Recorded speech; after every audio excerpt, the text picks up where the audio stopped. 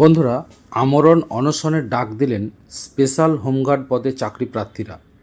আজকে একটি সংবাদপত্রে এই খবর প্রকাশিত হয়েছে এবং যেখানে বলা হয়েছে যে প্রতিশ্রুতি পূরণ করছে না রাজ্য সরকার এবং সেই জন্যে স্পেশাল হোমগার্ড পদে নিয়োগ তো দূরের কথা, পুলিশের বাছাই পর্ব সম্পন্ন হয়ে যাবার পরেও প্রায় 5 বছর হয়রানির শিকার হচ্ছেন তারা। বন্ধুরা, অনেকেই হয়তো আমার ভিডিও দেখে অভিযোগ করেন যে চাকরি প্রার্থীদের অনশন আন্দোলনের খবর এগুলো আমি প্রকাশ করি না। হয়তো আমার বক্তব্য দেখে হয়তো অনেকে ক্ষুণ্ণ হন। এই ভিডিওটা দেখে আশা করি তাদের সেই ভুলটা ভাঙবে। আমি নিরপেক্ষ খবরই প্রকাশ করি এবং বিভিন্ন সূত্র থেকে যে খবর পাই সেই খবরই আপনাদের সামনে পরিবেশন করি। হয়তো সেই খবরটা পরে মেলে এবং অবশ্যই সব কিছু মিলবে না, এটা তো সাধারণ। তার কারণ বিভিন্ন সূত্র মারফত খবর নিই। এরকম নয় যে প্রশাসনের একেবারে শীর্ষ কর্তা ব্যক্তির সাথে আমার কথা হয়।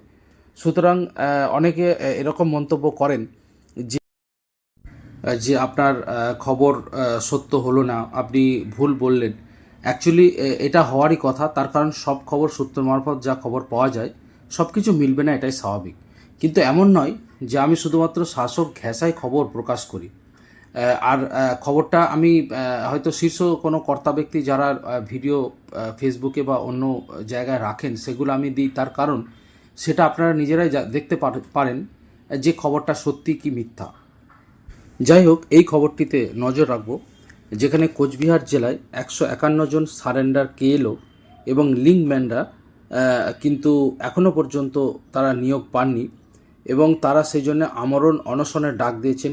জেলা শাসকের দপ্তরের পার্শ্ববর্তী কোচবিহার পৌরসভার সামনে আমরণ অনশনে বসছেন স্পেশাল হোমগার্ড পদে চাকরি প্রার্থীরা। এখানে খবরে বলা হয়েছে যে এর আগে বামফ্রন্ট সরকারের সময় বিভিন্ন মাওবাদী বা কেএলও বিভিন্ন সংগঠন, বিচ্ছিন্নতাবাদী সংগঠনের সাথে যারা যুক্ত ছিলেন তাদের কিন্তু বিভিন্ন প্রশাসনের তরফ থেকে তাদের সাহায্য করা হয়েছিল, অনেককে চাকরি দেওয়া হয়েছিল হোমগার্ড পদে ইত্যাদি লেখা হয়েছে। কিন্তু পরবর্তীকালে দেখা যায় যে পরবর্তী সরকার কিন্তু কেএলও এবং লিগম্যান সহ সারেন্ডার মাওবাদীদের স্পেশাল হোমগার্ড পদে নিয়োগ করবে বলে প্রতিশ্রুতি দিয়েছিল, কিন্তু এখনও পর্যন্ত সেই পদে চাকরির আপাতত কিন্তু নিয়োগ করেনি সরকার। এবং এ ব্যাপারে এই প্রতিবেদনে লেখা হয়েছে যে তারা ইতিমধ্যেই যোগাযোগ করেছেন প্রশাসনের বিভিন্ন স্তরে, জেলা শাসকের সাথেও দেখা করেছেন, ডেপুটেশন দিয়েছেন, কিন্তু এখনও পর্যন্ত কোনো ফল হয়নি। অথচ তাদের পুলিশ ভেরিফিকেশন হয়ে গিয়েছে।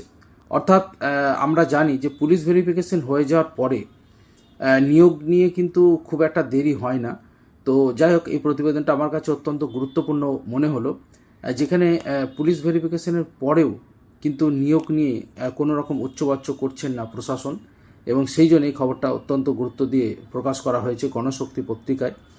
এদিন আন্দোলনকারীরা বলেন যে কোচবিহার জেলা শাসকের অফিস থেকে শুরু করে জেলা পুলিশ সুপার পর্যন্ত বারংবার তারা গিয়েছেন, সেখানে ডেপুটেশন দিয়েছেন, কিন্তু এখনও কেউই প্রতিশ্রুতি পালন করেননি। সেই জন্য বাধ্য হয়ে তারা আমরণ অনশনের ডাক দিয়েছেন।